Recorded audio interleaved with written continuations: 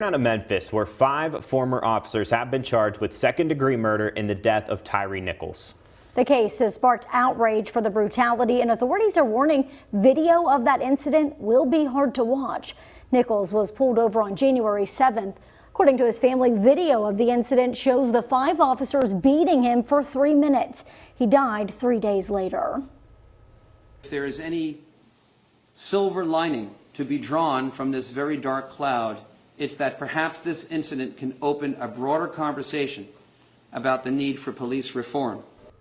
Now, the body camera footage will be publicly released Friday evening. That's tomorrow. Nichols' family is calling for protests to remain peaceful. President Biden echoed that calling, writing, "Tyre's death is a painful reminder that we must do more to ensure that our critical justice system lives up to the promise of fair and impartial justice, equal treatment, and dignity for all," end quote.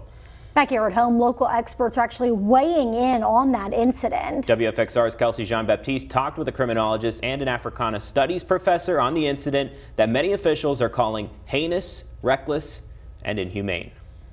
It's unfortunate, I prepared my students today. Brandy Faulkner, professor of Africana studies, says after learning about the Tyre Nichols incident, she was not surprised. We see acts of state violence far too often. Instead, she was concerned. There was no video of what happened being released to the public. And so we were kind of left to wonder about what actually happened. Officials in Memphis say body cam footage is set to be released tomorrow. One of the Nichols family attorneys, Ben Crump, had the chance to see the video with his own eyes. He compared it to the 1991 Rodney King beating.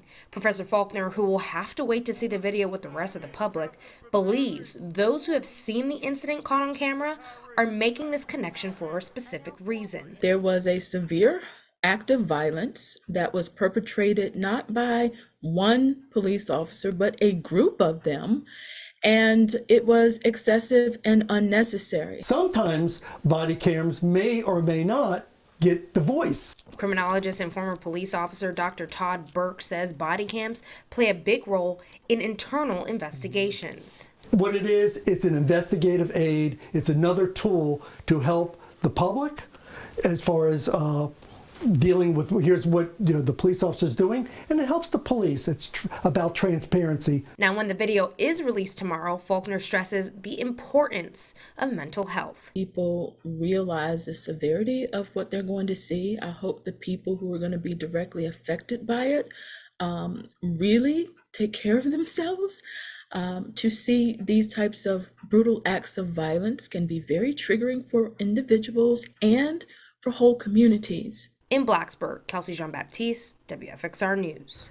Again, that body camera video is set to be released tomorrow. Each of the officers involved in the death of Nichols are being charged with second-degree murder, aggravated assault, aggravated kidnapping, official misconduct, and official oppression.